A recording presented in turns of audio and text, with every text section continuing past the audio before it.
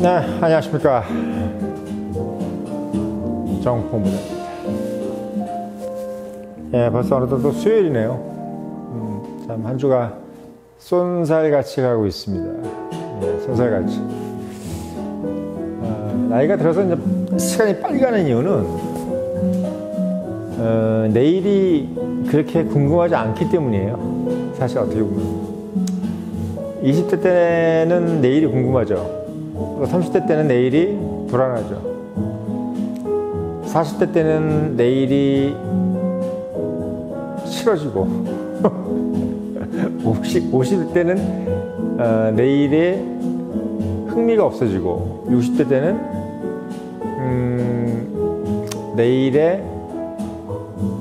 내일이 올까 이런 생각이 들 것 같아요. 60대는 아직 안 돼봐가지고 모르겠는데, 가면 갈수록 어떻게 보면 이제 미래에 대해서 별로 썩 그렇게 이제 좋은 이미지로 가지 않는 것이 나이가 들어가는 모습인 것 같습니다. 보면 이제 사람들이 이제 나이 들어서 뭐 재밌게 늙기, 좋게 늙기 이렇게 얘기하는데,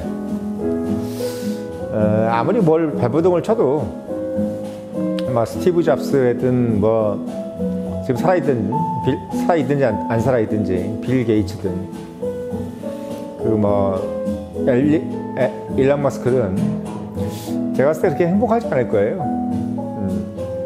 그냥 본인이 살아왔던 그 속도가 있기 때문에 그 속도를 안 맞추면 그 말에서 떨어지잖아요. 이렇게 달그락달그락 말을 타고 가다가 막 100km 가고 있는데 갑자기 말을 멈추면 떨어지니까 어쩔 수 없이 가는 건데, 옆에서 보는 사람들은 야, 그거 시원하게 잘 달린다, 아유 시원하게 잘 달리네 이렇게 생각하지만, 타는 사람은 이제 내리고 싶은데 못 내리는 거야. 말을 멈출 수도 없고, 말을 멈추면 이제 넘어지니까, 크게 다치니까.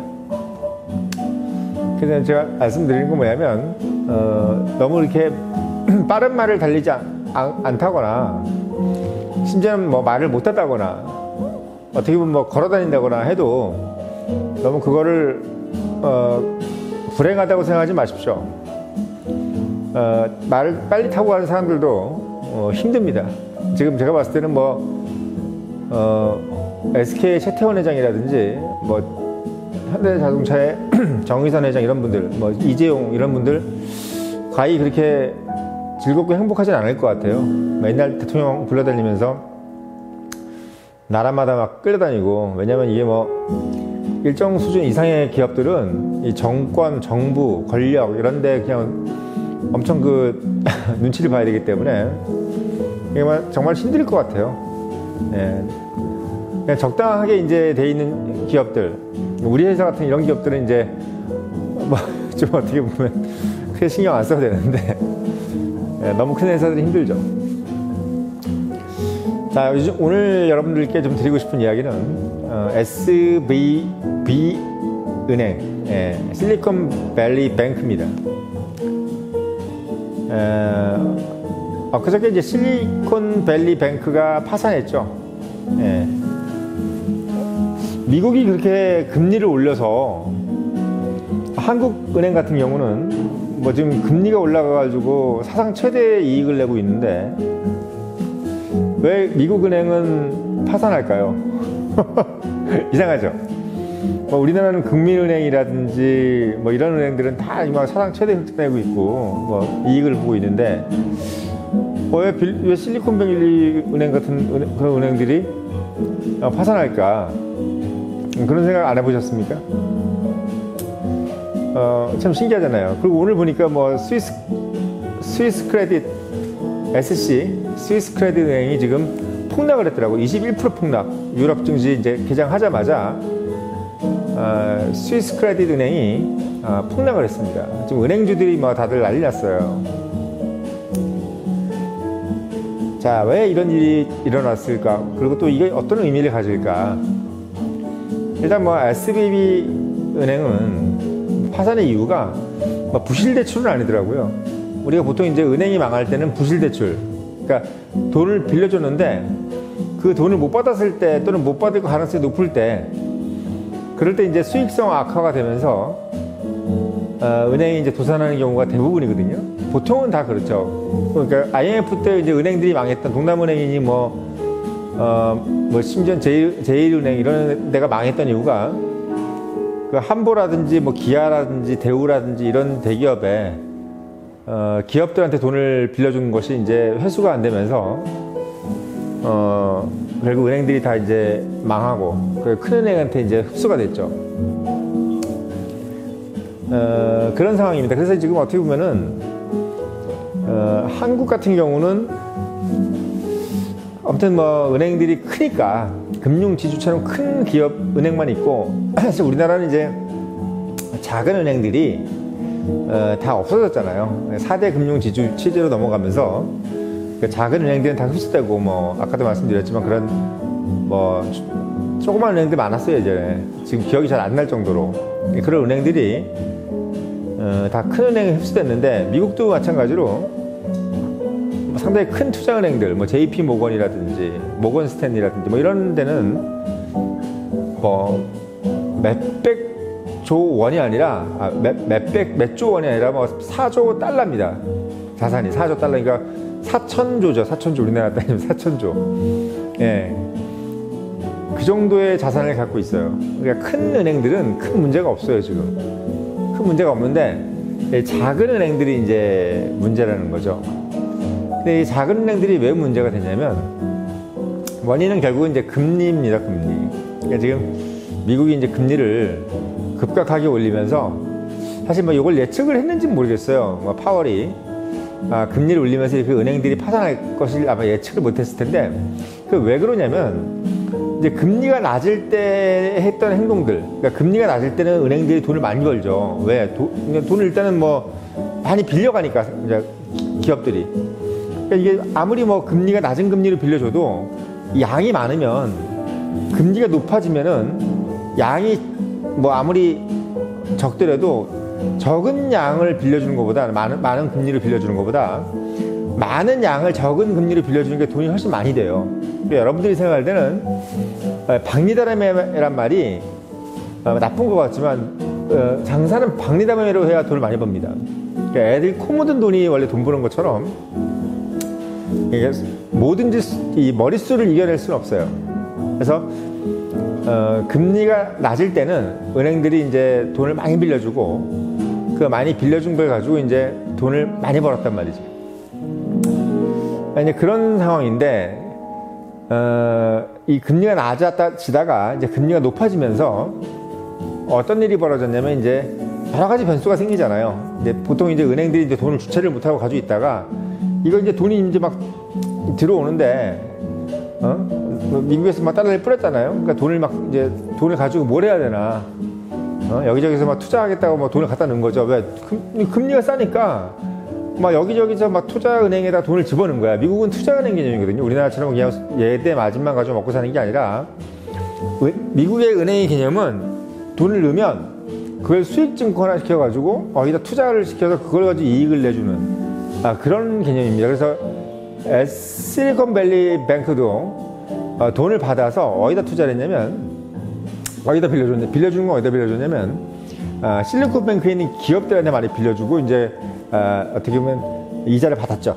그 이자를 이제 고이자, 지금으로 우리나라 따지면 저축은행 같은 거예요. 약간 좀 비싼 이자를 받아서 그걸 이제 예금자들에게 나눠준 거지. 근데 이 사람들이 돈이 많이 들어오니까 이걸 가지고 뭘 했냐면 채권을 산 거예요. 그것도 무슨 채권을 사면 가장 안전하다고 하는 게 무슨 채권입니까? 국채를 샀죠. 어떻게 보면 사실 우리 기본 상식으로 국공채를 사가지고 망한다? 이거 상당히 좀 어려운 일인데 국공채를 사가지고 망했습니다. 일단 표면적으로는. 그래서 미국 국채에 40% 이상을 넣었다 그래요. 미국 국채에다 40% 이상을 넣었는데 그건 그게 안정하지 않을까? 라고 했는데 여러분들 뭐 기본 상식이지만 금리가 오르면 채권값이 떨어지잖아요. 그러니까 본인들이 채권을 샀던 가격보다 한 10% 정도 떨어졌나 봐. 보유 채권이 그 가격이. 근데 이제 채권이 이제 만기가 되고 이제 상환을 해야 되고 그러면은 채권이 이제 그만큼 이제 낮아졌으니까 본인들이 그만큼 이제 손해를 보겠지. 그래서 본인들이 샀던 채권보다 이제 한 10%씩 다 이제 싸진 거야. 왜? 금리가 올라가지고. 금리가 오르면 채권값이 떨어집니다, 여러분들. 그건 저번에도 제가 말씀을 드렸죠. 그래서 이 사람들이 가지고 있던 어떤 그 자산의 10%가 다운사이징 된 겁니다. 이제 그거를 이제 메꾸려고 이 사람들이 이게 그 자기가 갖고 있는 예금주들 또는 뭐 채권자들한테 야, 우리가 이제 좀 증자를 해야 되겠다, 자금을 좀 더 떼겨야 되겠다 해가지고 기업들한테 이제 SBB 이름도 어려워요. SBB가 뭐예요? 실리콘밸리 뱅크 은행에 주식을 이제 사라고 한 거예요. 네, 증자를 하려고 했죠. 근데 이 자세가 이제 기업들한테 뭐 어떻게 느낌이 왔냐면, 왜 갑자기 저러지? 라는 생각을 주게 만든 거예요. 왜 자금이 없지? 왜 증자를 하지? 돈이 차고 넘치는 거 아니었나? 왜 없는 느낌이지? 이런 느낌이 드는 순간에 갑자기 확 다 빼가는 겁니다. 돈이 없다는 느낌이 드는 순간. 이게 자본주의라는 게 말입니다. 신데렐라와 똑같아요. 정말 그 12시까지는 뭐 호박이 이제 호박마차나 뭐 쥐새끼들이 다 이제 마부가 돼 있고, 신데렐라는 뭐 엄청난 그 화려한 드레스를 입고 이렇게 무도회를 했는데 12시가 딱 지나고 나니까 마부는 쥐새끼가 돼 있고 마차는 호박이 돼 있고 자기가 입고 있는 옷은 누더기가 돼 있는 거죠. 그러니까 참 이게 신데렐라라는 어떤 그 동화가 자본주의를 정말 상징하고 있는 건 맞습니다. 아무튼 돈이 없다라는 느낌이 드는 순간 뱅크런이 일어나는 거예요. 뱅크런. 그래서 SBB가 망한 게 거의 38시간? 38시간에 아마 거의 파산하는 그런 사태가 벌어지고 말았습니다.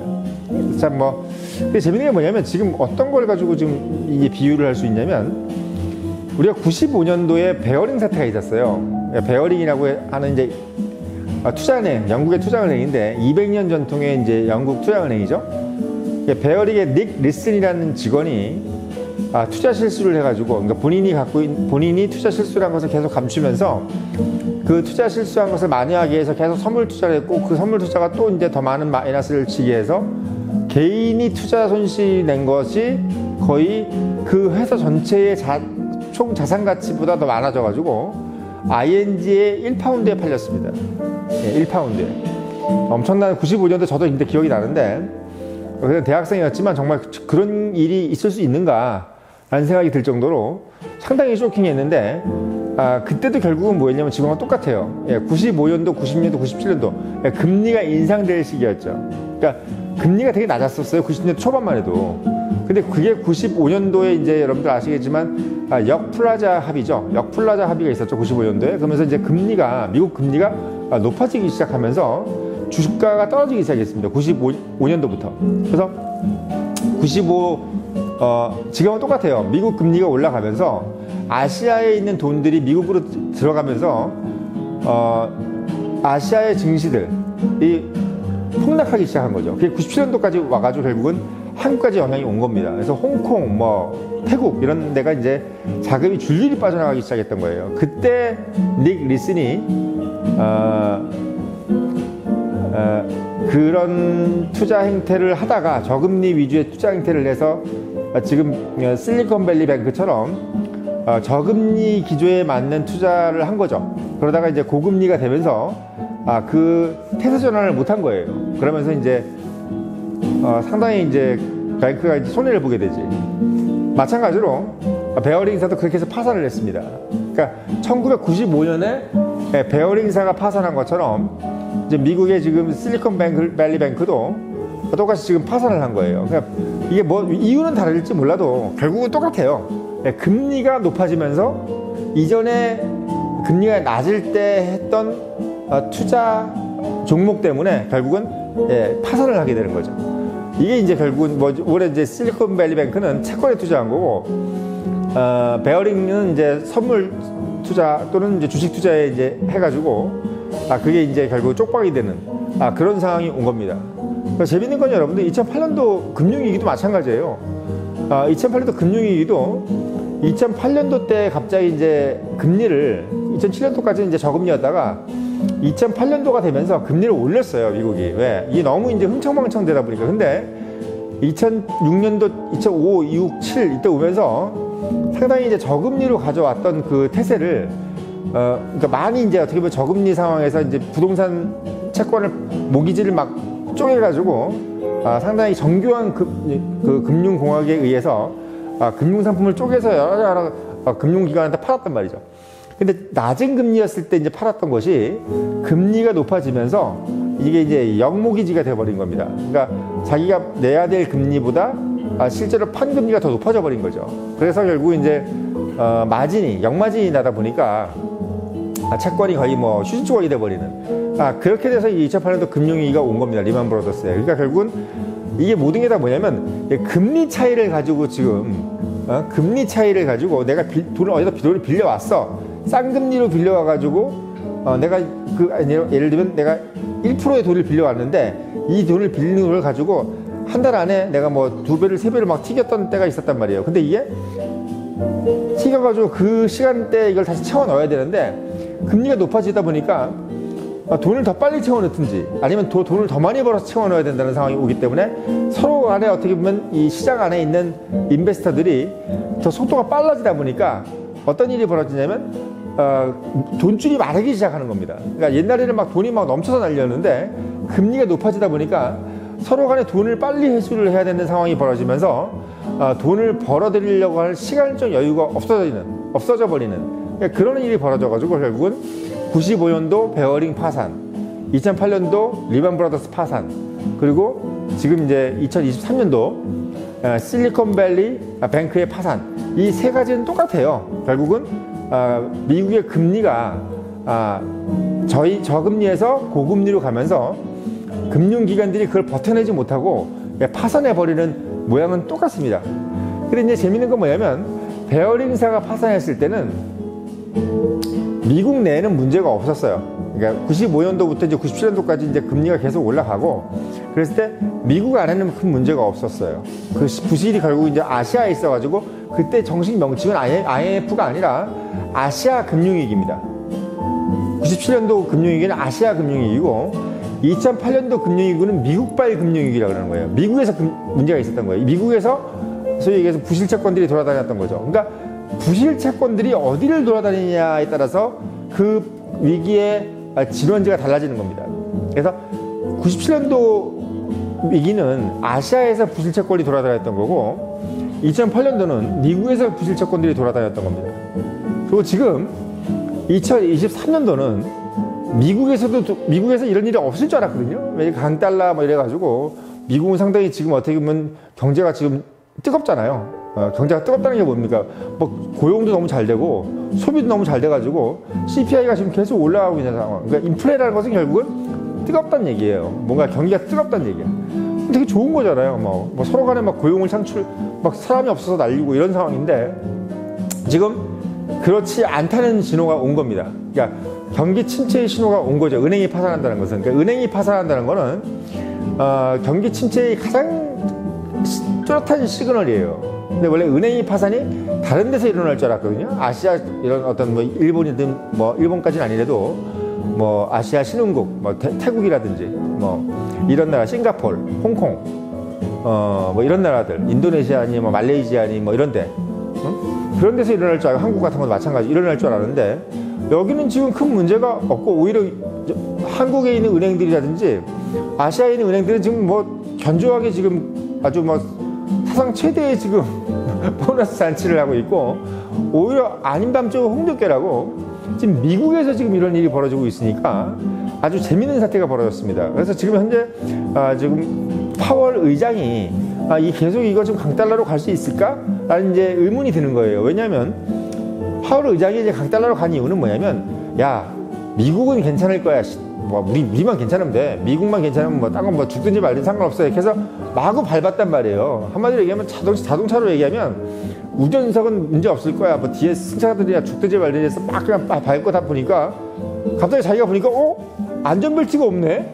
라는 걸 까다로운 거야. 안전벨트가 없었네. 예? 내 자석에 안전벨트가 없었어.